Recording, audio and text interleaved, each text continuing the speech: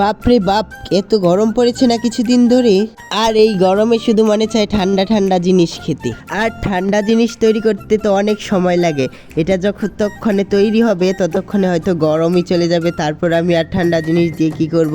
এর চেয়ে বেলা বরং টক টক মাখা খাই। আগের বার তো গাছ থেকে এনে লেবুগুলোকে চির চির করে মাখা করছিলাম, এইবার লেবুগুলোকে আস্তাই মাখা করেছি, কারণ এগুলো হচ্ছে পাতি লেবু, দেখতে খুবই ছোট, তাই এগুলো আস্তে আস্তেই খালি চোকলাটা ফেলে দিয়ে লবণ মরিচ দিয়ে মাখা করছি।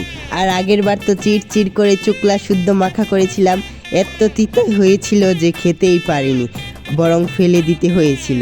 আমি এগুলোকে এদিকে মাখা করি, তোমরা ততক্ষণে চ্যানেলটি সাবস্ক্রাইব করে দাও।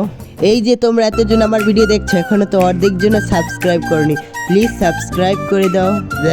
এবারও ভালো হয় না, একেবারে তিতা তিতা। এগুলো যে কি করে খায় না মানুষ, শুধু মনে হয় দেখানোর জন্য এটা খায়।